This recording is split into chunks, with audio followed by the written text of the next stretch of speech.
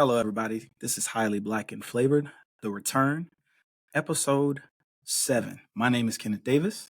And I'm Jaquise Crockett. Oh, yeah. And today we have two guests. We have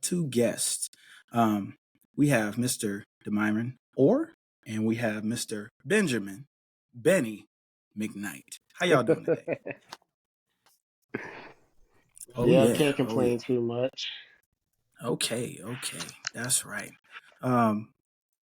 It's definitely I'm so excited. We had a guest last show. He was a great guest. But we're definitely working ourselves in to get all of our guests. Damyron, tell me a little bit about yourself. Tell the people about what you're doing, why you're here today. How'd you figure out about what's going on here at Highly Black and Flavored? I joined the military about a year and a half ago. First duty station was Hawaii. Came across my first NCO, Jaquise Crockett. That's right. That's right. And he put me onto the show, and I've been stuck ever since then. Okay, that's right. Oh, he's doing the advertising in person, selling heavy. Oh yeah. Okay, Mr. McKnight, how about yourself? Oh wow. Well. Dang, that's wow. No, because you don't have to give him the whole. Right. So I've been in the Army since 2012. And Ken and I went to basic training together. We were the same company. Shout out Charlie P60th. And yeah, we just stayed connected ever since. Both did RTC commission, all that stuff. So yeah, there's not a whole lot of people that I still regularly talk to from when I was at Fort Jackson, but Ken is one of those people that I do. So here we are. Oh yeah. It's always good to keep up with people and just see where they go. Because as time goes on, you're lucky to see who stays in and who continues to go on and do stuff. And not everybody makes it either. People, as time goes on, people pass on, and people don't end up in the best situation as time goes on. But it's definitely a blessing to see other people that have been around as long as I have take a similar path in college and definitely do their things their own way as well. But we're here today to talk about a particular interview that has made its rounds and is caused the internet to break once again. And I'm just going to stop trying to bounce my way around it. The cat is officially out of the bag. Mr. Katt Williams. Oh yeah, Mr. Katt Williams went on Club Shay Shay, Shannon Sharp's podcast, and had a lot of things to say. I watched it twice, and I probably liked it more the second time. But just to kind of gauge the temperature of what was said and what happened, how do you guys feel about it? Jaquise, I'll get your reaction first since you just got done watching it. All right. Yeah. So, you gave me a little homework to watch it, and I started it, and I had to come back and finish it just because it was so late when I decided to get around to it. But going through it, it shed light. Katt Williams gave a perspective that we as the regular people will not see. We're not comedians by any shape, form, or fashion. So, we don't know what really goes on. And, he started painting a picture that really shines light onto, stories that may have come out in Hollywood. Like the one thing where he's like, you never see me and Kevin Hart in the same building. You start thinking, your gears start turning. He started telling, his history about his childhood. And most of us probably would have never really got that from him, or even just looking it up. Really, he really went into detail, and you could see that there were some painful moments that was brought up when Shannon Sharp asked certain questions. So he had to kind of like recompose himself and enter the conversation. And I thought it was good. I enjoyed it. I enjoyed every bit and piece of it. Now, overall, how much of this? because we all know not all of this is factual. Not every statement he made was Hey, necessarily. he's still running that 4-3, ain't it? Damn, that might be fact. Oh, Man, okay. Oh, we will get there. We will get there. We will get there. And because you brought that up, when the promo clips drop, we're going to compare what that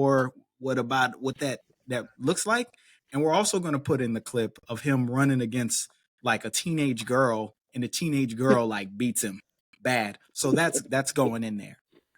Yo. But I think the instant reaction of this over like that first 24 to 48 hours was very crucial. It was very crucial because that's when everybody, Black Twitter, we're going to talk about that place again, Black Twitter, had their instant reactions to everything that occurred. So actually, let me give you guys a little bit of background on this episode. So currently right now, that episode has garnered, as of yesterday, 26 million views.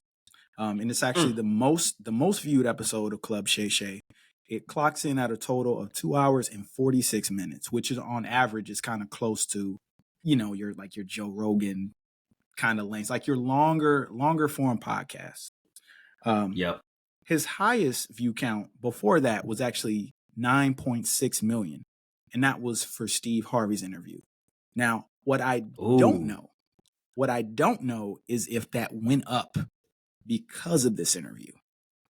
I don't know. Probably did. I don't know. And the show's been around since 2020. Now, during this time, he's had a plethora of other guests, which include Chris Brown, Stephen Smith, Dwayne Wade, DaBaby, Neo, Tabitha Brown, Cedric the Entertainer, Timbaland, Omarion, Ricky Smiley, Chad Ochocinco, and many more guests. Now, Ben, let me ask you a question, because I know I know you definitely had fun watching this, and there were very many tweets and different types of interactions where people were kind of comparing a lot of other people, comedians who are held in high regards, who we think hold a certain role but don't really move that way, in comparison to what Katt said. How are you feeling about this and some of the implications of what is going on social media because of the interview, the Katt Williams effect? So I know exactly which tweet you're referring to, the main one that I reposted about that person who said that Katt Williams is what y'all want Dave Chappelle to be. Yeah. Wow. And okay, so here's my thing. I take in a lot of comedy, and a lot of the people that I watch at this stage of my life, they're not the big old names like the Daves, like the Katts, like the Kevin Hart's, people like that. But what I've come to realize is there's a certain comedy that I like specifically, that's why I follow these people that I do. But there's still room for all types of comedy. And when I remember a couple years ago, it might have been 2 years ago, but Katt Williams went on the Joe Budden podcast. Now, mind you, the fact that I even watched this whole 2 hours and 46 minutes to begin with is a miracle, because I hate a podcast that's longer than 90 minutes unless it's like one or two specific places. Like Joe Budden, Joe Rogan, who's the other, Drink Champs. I don't be listening to those. I ain't got time for it. But I listened to this, and I remember Katt going on Joe Budden's podcast, and he was asked specifically about cancel culture and is it hard to be a comedian now? And one of the things he said, he was like, you have to learn, I'm paraphrasing here, but he was like, you have to learn how to adapt to the times. And if you can't, and if your comedy is only based upon punching down on other people, then you're not funny, and you never were funny. And so we come back to that tweet that woman made comparing Katt to Dave, because when Dave made his return to comedy, a lot of people were trying to make him out to be some sort of social pariah, in a sense of, oh, he's back and now he's saying these things that they don't want him to say, and this is all about cancel culture and blah, blah, blah. And it's very specific things that he was saying, because he had some funny stuff in what he had in his return. But those specific things, those jokes that he had as it related to the LGBTQ community, specifically the trans community, that people are like, all right, but that part isn't really funny. And I go back to that Katt comment because Katt reveres Dave Chappelle. He made it very clear in that statement. But in that interview. But at the same time, Cat holds himself to a higher standard of you don't have to be a people pleaser, but he understands that your goal as a comedian is to make as many people as possible laugh. You don't want people to dislike you because you're going to be out of work if enough people dislike you eventually. And that's why I may not be as tapped in with what Kat is doing comedic wise as I used to be, but I recognize as he speaks, he's speaking these truths and being aware in a way that many people are not willing to do, and more people need to be willing to do that. That's a great point to actually make. I think where my frame of thought was in terms of like where their journeys kind of have been, and when I saw that tweet, I wasn't thinking about necessarily like kind of like some people would just say, "Oh, this person's funnier than it." No, more what I thought about is in many respects, and Dave Chappelle's my favorite comedian. But I think we watched as after Dave was around for a while, we saw Dave change. We saw a side of him we didn't think was there. You know how people say, you know, as you get older, you get a little bit more conservative and you get more set in your ways, a little bit more hard pressed about like what life. The last time we saw Dave, he was a lot younger, and then he never really went away. He just kind of went into obscurity for a very, very long time. Similar with Cat. Cat never really went away. He just kind of would do other things, and he was never a comedian that was going to be the most mainstream. But also something that I've known about Cat that I've seen for a long, long time is that what he did on that podcast is not new. He just did it for a much longer duration of time. If you go back and watch all of the interviews that he does for movies, he does not have conventional interviews. Damyron, have you ever seen any of his interviews, Katt Williams interviews for like Scary Movie or anything like that, to where he's not even talking about the movie he's selling? Not at all. This was probably the first time I ever heard of him doing something like this. This is crazy. It's absurd, but it's not. I would say the absurdity of it was that not everyone is going to understand exactly what he was talking through. Some may just see it as hate. The interview is almost 3 hours long. Only so many people can like congest what is going on there. And that's why Shannon Sharp on his channel, it's broken up into so many clips. Now, I actually have a play-by-play. So the disrespect actually starts at about the 4 minute and 3 second mark. The first target, he didn't waste any time. He didn't waste any time at all. So Ricky Smiley was actually the first to be mentioned. He said that Ricky Smiley allegedly said that he had the Money Mike role first, which is absolutely ridiculous. So I haven't went back and actually watched the interview that he did with Shannon, but that's absolutely ridiculous. And once Kat started explaining it, it's ridiculous. Now, Damyron, can I ask you a question? Have you ever sat in a situation like been around a group of people and lied so hard, and you know other people knew you were lying? Have you ever done that before? I'm pretty sure everybody has at one point in their life. That's what Ricky Smiley did. Yeah, now he sat there. And the fact that he knew somebody was going to come on the show and bring up that he lied, he shouldn't have did it in the first place. I don't think he knew. I don't think he couldn't have forecasted that. You can't call him no. I don't think he predicted that. He called a lot of people out. Once he said that about Katt Williams, you should have seen that coming. Oh yeah. Just like Kat said, you can't see a 5'3" Santa Claus. Like, come on now. He was what was he? A crackhead dressed up as Santa Claus. Right. It starts out from here when he starts to kind of call people out. It starts out very much, and the crazy thing is, people are painting this as him kind of going in on everybody for the entire 3 hours. No, quite a lot It's of this not interview that. was him talking about his life and just It talking was. about, kind of what's been going on lately. And Shannon bounces some real good questions off of him.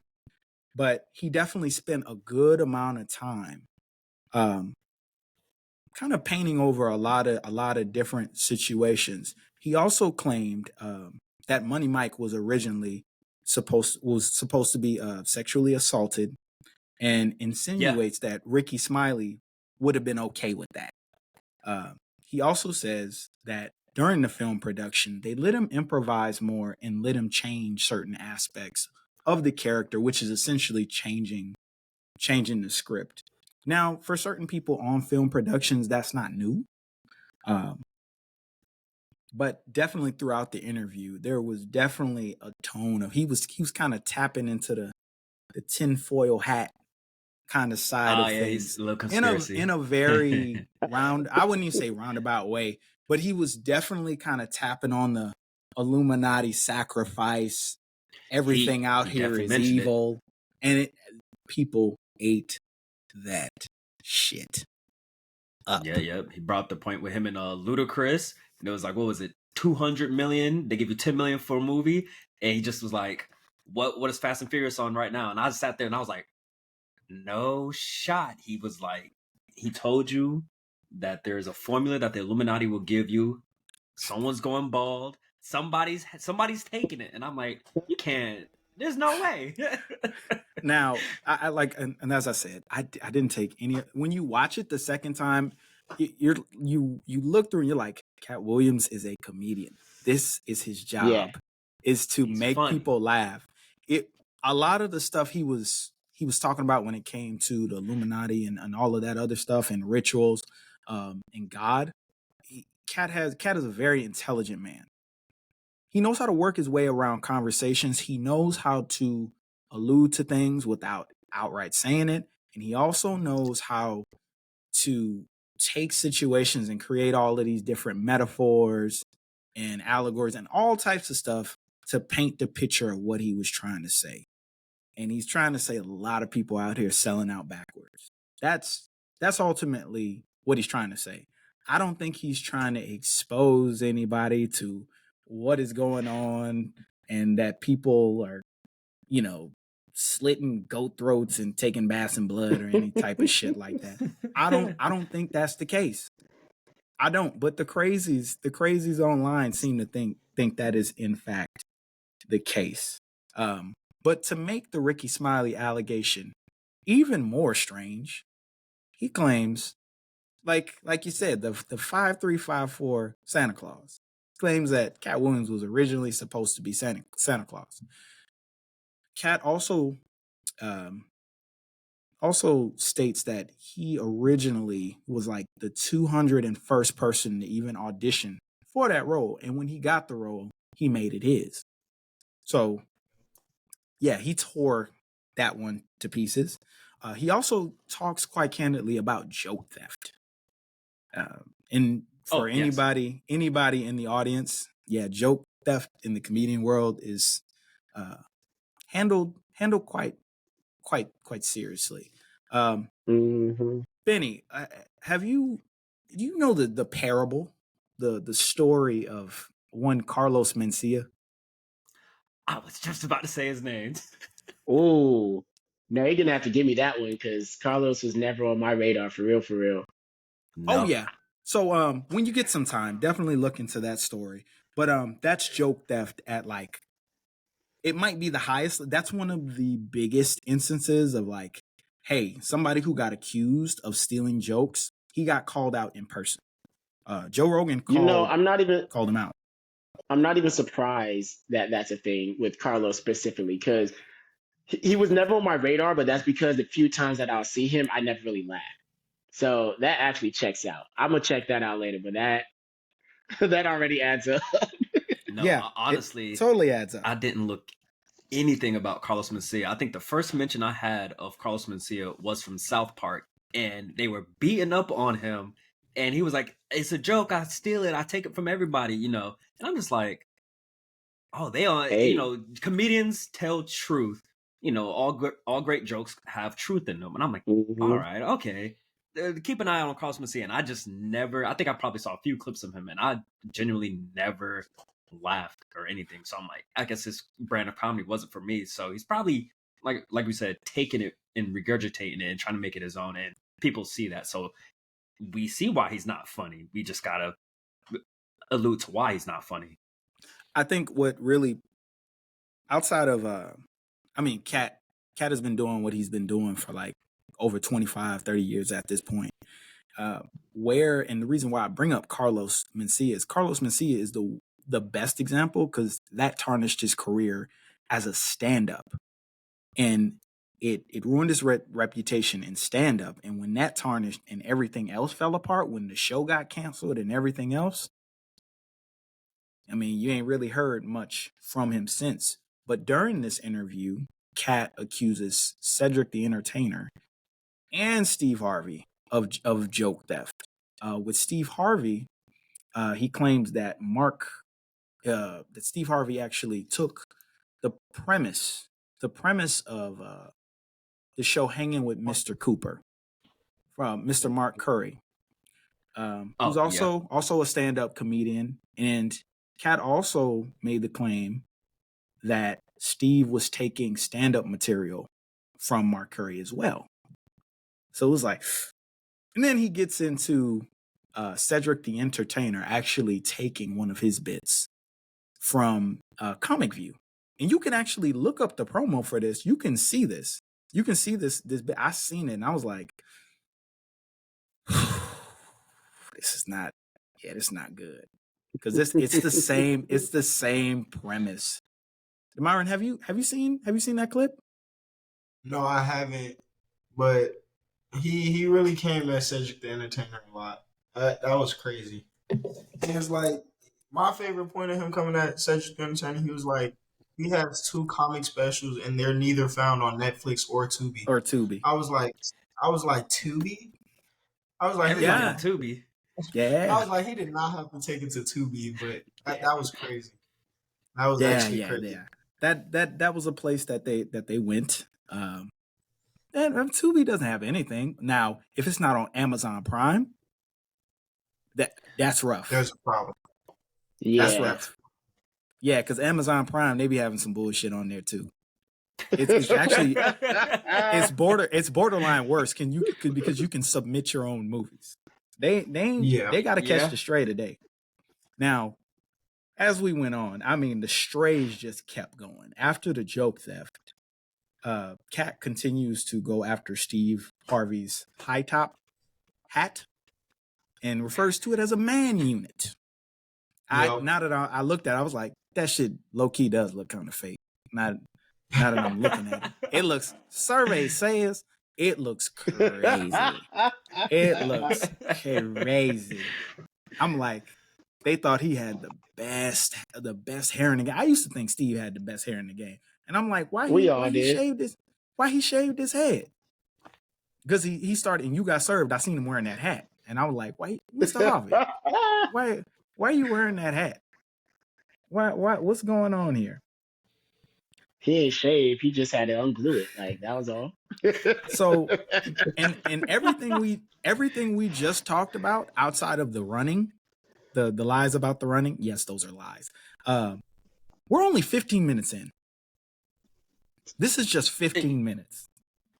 And right around I would say the 14 minute and like 50 something seconds, Faison Love actually catches a stray as well.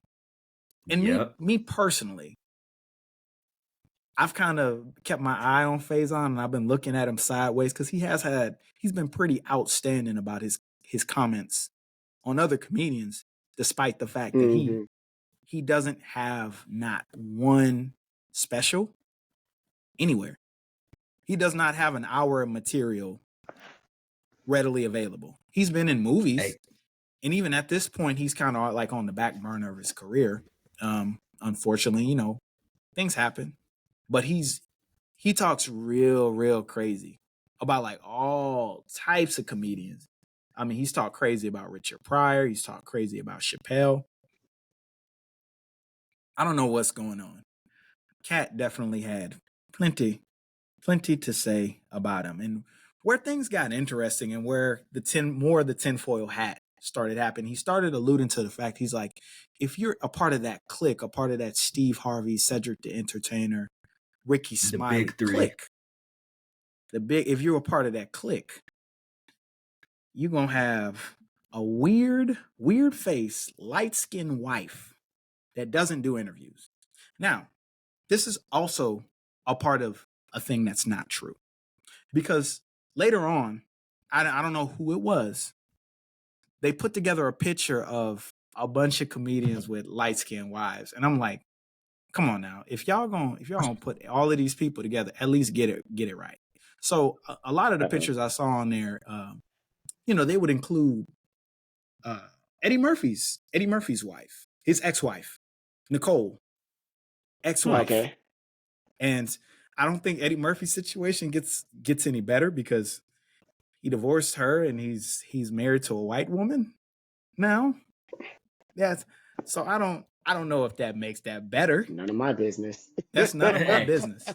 That's none of my business. And to be quite frank, I don't care who they're with.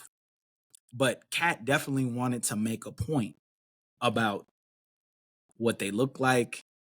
And it was all a joke, but some of the insinuations is like, there's a little bit of anti-blackness on this. I mean, is it just a little bit? But I'm like, it's probably not that serious. This is just kind of his thing. It's a funny coincidence. Yeah, but as Katt said, he's a pro-black, non-racist. There we go. There you go. And that's what kind of like really kind of neutralized it a little bit. He did do a little bit of things when talk about Jonathan Majors, but he caught that stray. Wait, hold up. Wait, I gotta interrupt you though. Only because we keep saying strays, and none of these can really be strays at this point. They can't be strays. They gotta be shot. Some of these are actual bullets. Actually, Gary Owen caught a stray. Earthquake caught a stray. Those might be strays. He meant to talk about Earthquake. I know that for a fact. Actually, he said that man was illiterate. That was he couldn't read. He said he couldn't read. They put the cards in front of him. Yeah. So when actually anybody who he named directly that wasn't in a positive light, that was a shot. And it's okay. Yeah. It's okay. He was there to he declared Club Shay Shay to be a place of truth. He did. He declared it to be now whether he told the entire truth is neither here nor there. But I will say it was entertaining. It was entertaining to see, but going through this is only about 15 to 20 minutes at this point. So as he continues to go on, one of the big things one of the overarching kind of like themes of the entirety of this interview was him stating that there's God's side and that there's the other side and that race is not where the line is drawn. Very, very interesting take. And that's kind of like what I was thinking about throughout the entirety of what he was talking about. And I think that's what grounded it for me. Because when he started saying some of the more ridiculous things that just made no sense, it was kind of like, okay, he's just kind of poking fun at all of this. Now, the most memorable, quotable for me, is him referring. I know where you're going with this. Is him referring to all of the people that he does not like as big dick deviants. Big dick deviants. I don't know why he felt compelled to just give him that name. What's going on here? Can somebody please explain this to me? The cognac got to him. No, He only had he only like had two like sips. this. He's a connoisseur. He had said a he was couple of good, sips. but I don't know. He said, "Hey, I'm a comedian. Comedians fall into two categories. Either you are a connoisseur or you're a stone cold alcoholic." Yep. Oh Yeah. yeah. So and he looked like he was taking everything down pretty well. He drank just enough to have his mind cleared, and just to keep going. Where now, and he also took a lot of jabs at the upbringing of different comedians, specifically Kevin Hart and Steve Harvey. He said basically like their whole story of how they came up was completely made up. And said that they're plants. He claims that Steve Harvey was making $3,000 a show and performing 5 times a week. Yeah, that's an allegation. I don't know what to do with that. How'd you get that information? He said people tell him that. How do you get that information? It's And if just that is the case, that's a lot of money. That's a lot of money starting out. That don't match Right. none of the stories Steve didn't ever told. So that's you know what? That's where I'm like, true. Okay, Mr. Harvey, that hair wasn't real. We know that. What about that origin story? What about that origin survey says? Now. Yeah. Well, it's like, what you gonna do? Because the last time, I remember when him and Katt Williams were going at it originally, when they battled and he lost horrendously. Yeah. We saw how that went last time. I think Steve might want to just do the minimal to defend himself and just not try to go back and forth about some of this stuff. But something else Katt said was that in 15 years in Hollywood, no one has the memory of going to a sold out Kevin Hart show at a comedy club. I was wondering about the validity of that, and I was going to be petty and do a deep dive and see what I could find. Right. Because to my memory, if Kevin Hart is a plant, we're not going to pretend Paper Soldiers didn't happen. That was like, despite the fact that it was a Rockefeller production, that was like a low budget hood movie, more or less. And he had to position, because I read his book too, and a lot of his story, him coming up in Philly and getting around the comedy scene, he had help. He had people. Craig Robinson, who's I believe that's his name, Keith Robinson. My bad. That actually was a comedian that helped him out a lot early on, and helped him, get around and start going to different clubs out there on the East Coast. Now, as time went by and he picked up traction, his first big movie was Soul Plane. Now, myself as a distinguished and well-read Negro, I have very, very choice thoughts about Soul Plane. Wait, let's hear these, because I might be offended, but it depends. You might be offended? Oh, no. You might be offended? So before I disclose this, are you for or against Soul Plane? I believe that it is a classic. Is it a good, objectively good movie? No, but it's a classic, and I love it. Okay. So I like Soul Plane because it's fucking stupid and it's a terrible movie. But it has it objectively speaking, it is. Objectively speaking, it's a terrible movie. The script is uninspired. We've done Airplane 1,000 fucking times. It's not very well acted. It's offensive as all fuck. I remember counting the stereotype when I was in high school. I counted the amount of stereotypes in Soul Plane, and it was in the hundreds. It's still one of the worst. It's one of the worst movies. No, it's not the worst movie for Kevin Hart. but it's one of the worst You starts. sure? It's one of the worst. No, Kevin's had way worse. Way worse movies. Have you went to go see any of the movies in the last like 5 or 6 years? There's definitely some movies What was it? The nobody CIA went to go see. The one with the Rock, the agency. Yeah, I'm so good. I didn't I'm see good it for a on it. promo. I didn't see a lot of Kevin Hart movies. I'm gonna be honest. When I saw Soul Plane, I had no idea who Kevin Hart was.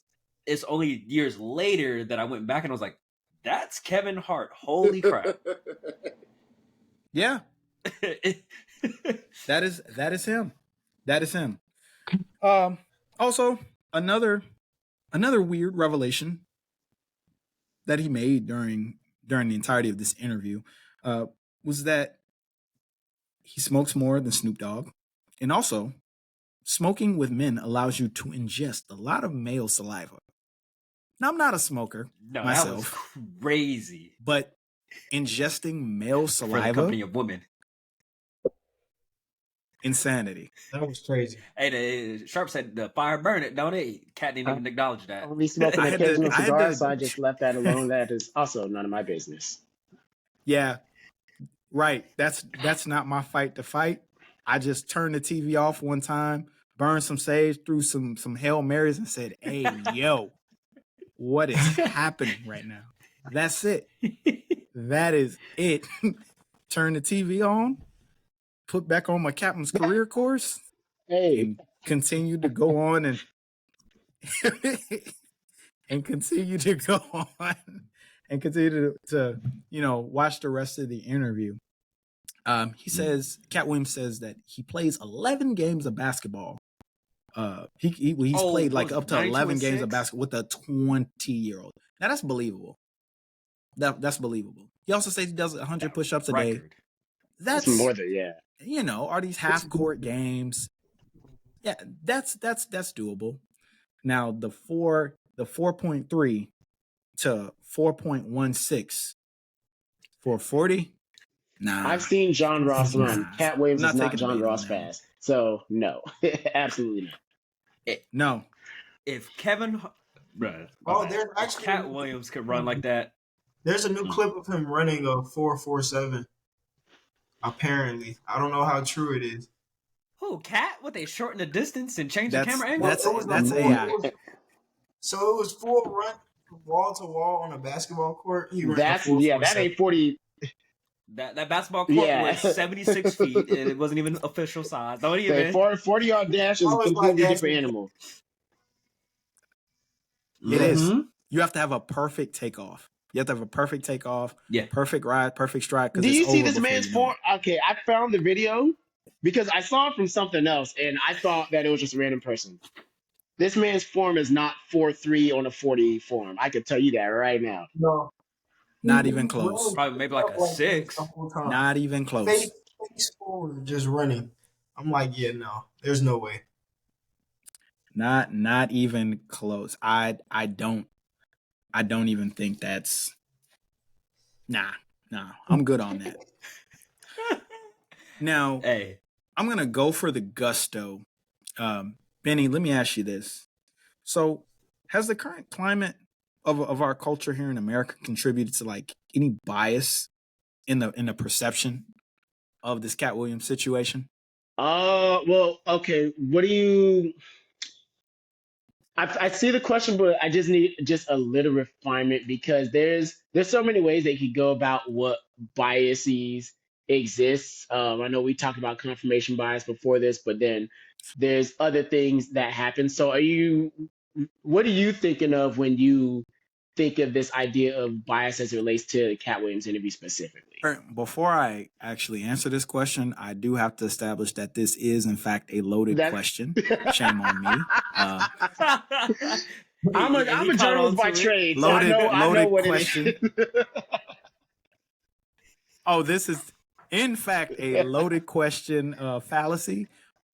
But when I do say a bias, it's in its reaction to this.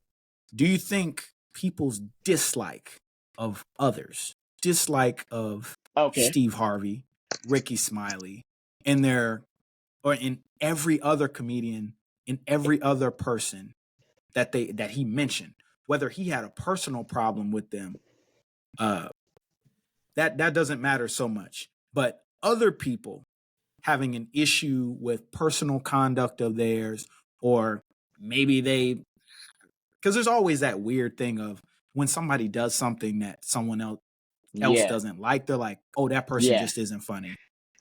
Do you think that has had an effect on the overarching reception of this interview? Absolutely. Now For better or worse?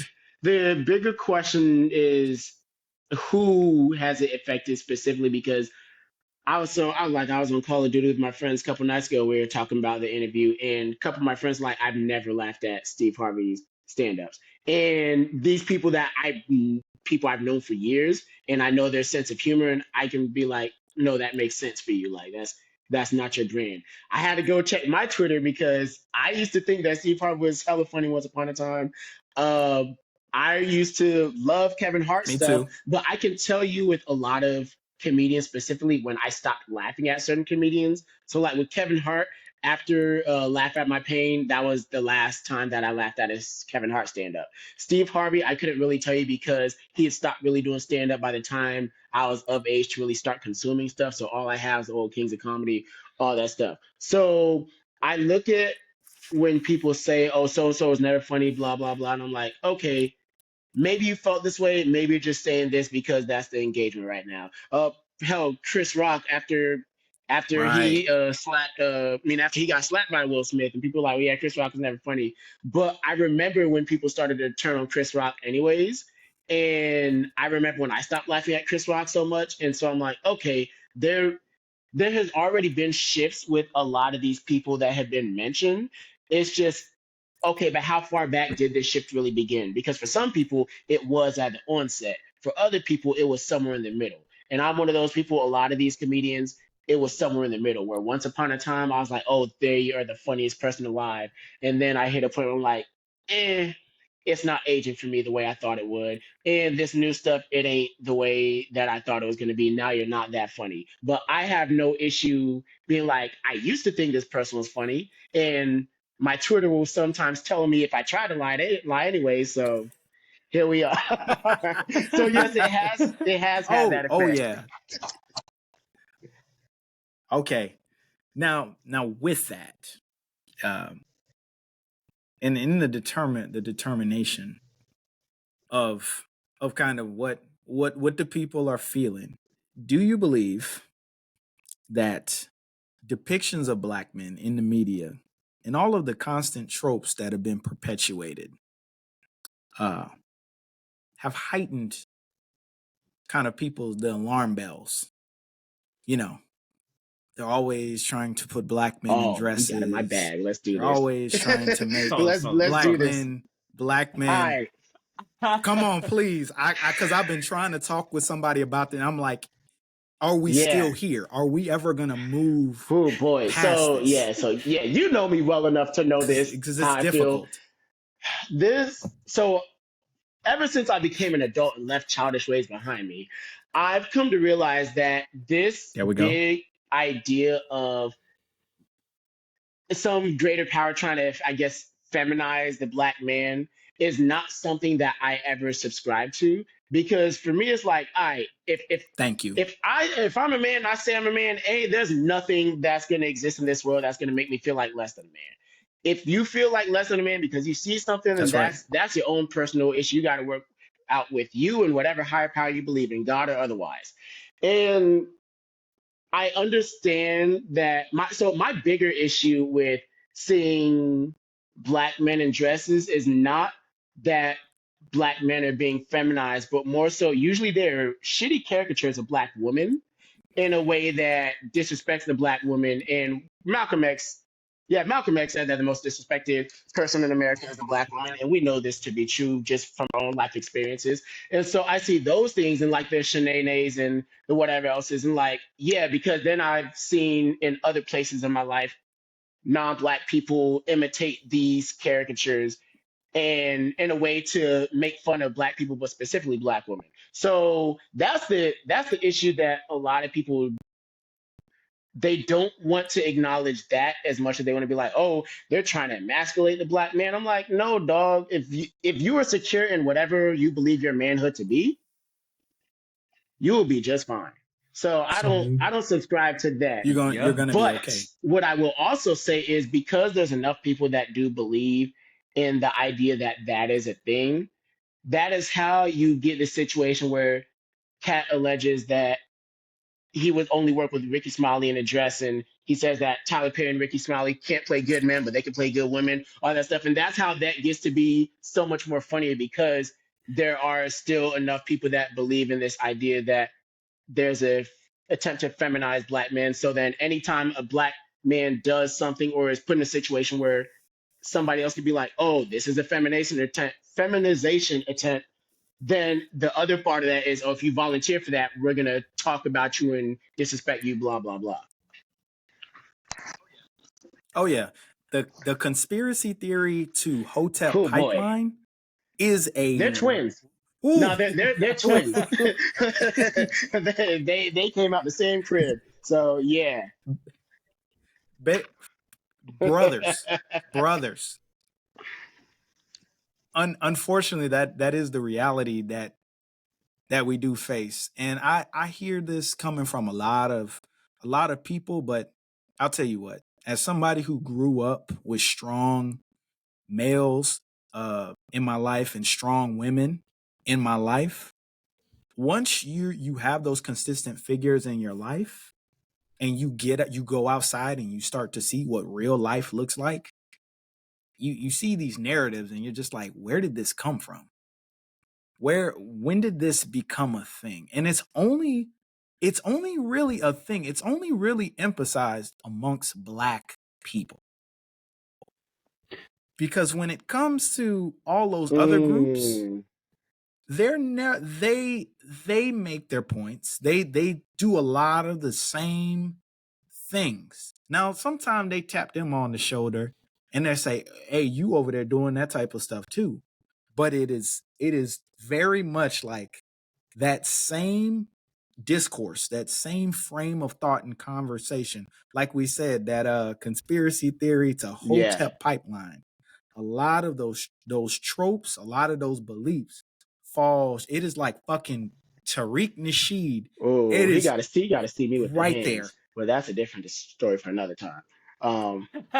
Yeah, like it's so. It is right but there. what I'll add to that though is, one of the things that I always try to investigate personally is this a thing that's unique to a black experience, or is it that we don't have enough experiences with non-black people to see that they deal with the same things?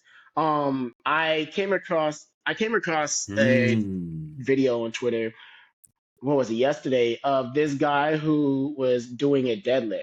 And this video was posted by one of those like red pill accounts. And yeah. Oh fuck. And so they were trying to make a comment insinuating something about the person in the video's sexuality and them not being straight. And you saw a whole bunch of comments about like, I miss when men were men, and all this, oh, this person gay this and blah, blah, blah. And it was a lot of white people commenting. And I always laugh when people present this idea that specifically as it relates to sexuality and gender and all that stuff, that only black people are talking about these things, when, trust me, it's everybody. In fact, a lot of these laws that are being passed on these subjects aren't us, but oh no, it's not. No, not even close. No, not even close. Best believe. I ain't say that. Yeah, that's definitely them. But there's different variations of it. I think what I am saying is I do see our people often address those same particular tropes, and they specifically buy into those. And then when you look, there's a different set of tropes for all the other people. They have their own their own tropes and their things that aren't really true. And then there's a Venn diagram. There's stuff that blends into each other, and some of that we're dealing with right now because of geopolitical situations and everything going on right now. But all in all, I definitely think Katt's interview encouraged us to definitely think deeper about what we're seeing, what we're looking at, and simply just not to react. Because I think that's like the knee-jerk reaction. Because like people were taking everything he was saying at face value, and I was like, when I saw it, I was enamored, but I was like immediately skeptical. And I was kind of like, what the fuck is this? The first time I saw it, but then the second time I saw it, I had a much stronger appreciation for the interview and to see that many dimensions from him. Because like I said, he wasn't really shit talking that long. It's really about 15 minutes. But talking shit about people for 15 minutes, it's kind of wild, not gonna lie. You got a lot of material if you got that much time. That's a lot of material. And it's a clean, good 15 minutes too. But the rest of the interview is just him talking about life, him kind of talking about different situations, disclosing, and just talking about everything else that was going on. But I think in all, interviews like this are good for the culture. They encourage conversation, and they allow us to kind of open up a little bit more and really talk about something that's inherently subjective, and that's humor. And that's why, like, when people say, oh, somebody's not funny, if that's somebody you like, okay, cool. But that's where people get you to. Because I often see people don't talk enough about the things they like, the things that are great. They don't champion the things that are the best. But when it comes to what they don't like, a lot of people are very, very loud about it. Oh, I don't like very this person.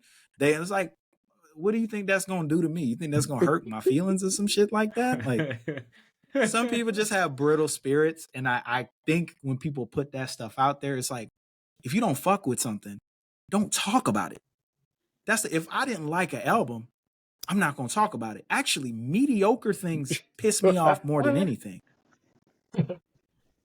Terminator Genesis pissed me off. That's a very specific. Yeah. No.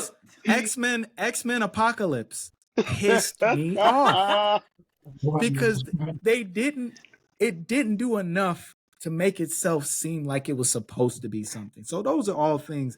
Mediocre is where and then there's a weird zone. There's like a so bad it's good. Like the movie Radio. That's a bad movie. I liked Radio. That's a terrible movie. It's a terrible movie. I know why you're saying it's a terrible movie, and I agree in that regard. Yes. Yeah. Yeah. Yeah. But like things like that, a middle ground is not cool. But I definitely was glad to sit down with you guys and definitely talk through this. Damyron, Jaquise, do y'all have any final thoughts on Katt Williams' interview? Please take the floor. Yeah, don't come at Kevin Hart no more, please. That's it. Do not you know what the truth. Do not ruin this. All right, so I'll tell you this about Kevin Hart.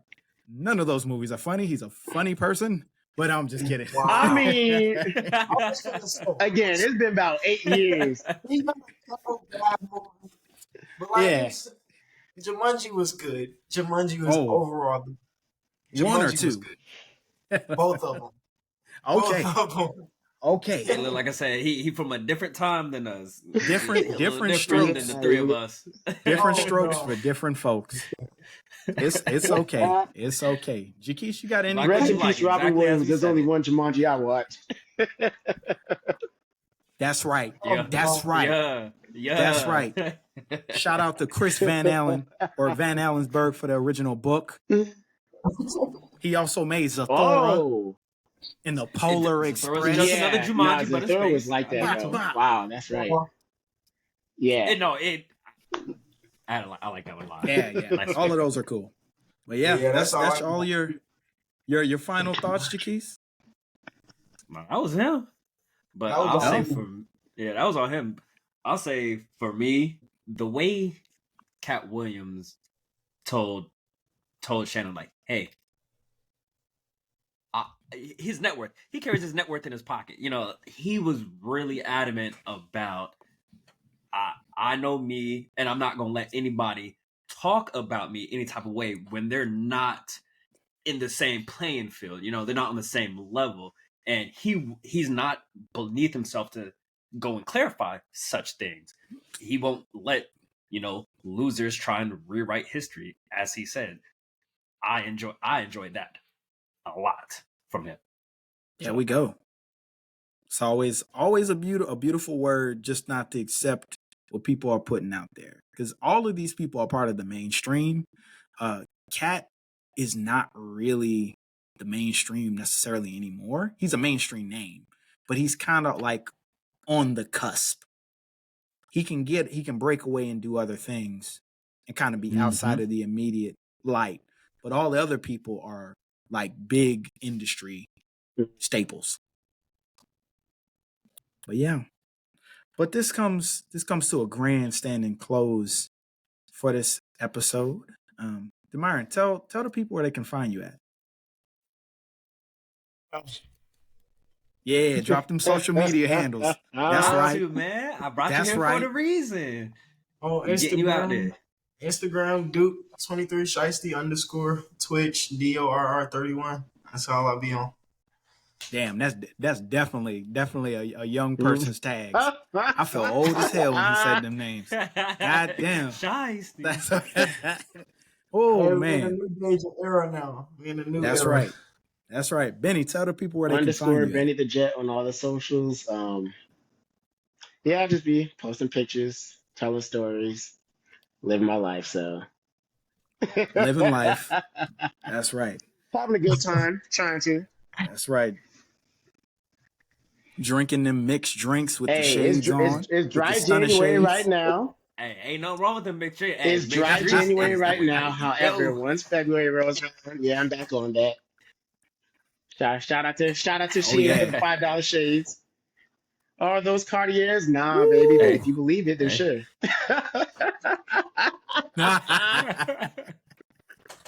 That's right. Jaquise, Mr. Crockett, tell the people where they can find you at. You can find me on Twitch at prodby_KODB. You can find me on Instagram at KODB_prod. You can find me here with Mr. Kenneth Davis on the Highly Black and Favorite Network. We are on Apple Podcasts. We're on YouTube. We're on Spotify. We are everywhere. Just we make on sure you check the Instagram. you may get a notification from us saying you're next. That's right. We're gonna be popping champagne and all them things out there. And lastly, that's right.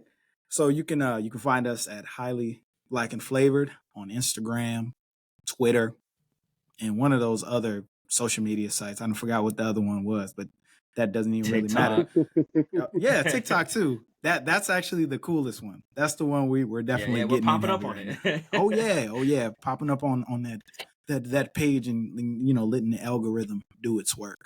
But you can find me at Savad_Nekatre. That is SIVAD_NEKATRE. Peace out, everybody. I hope everybody has a lovely night, lovely morning, or whatever the hell you're at. Peace.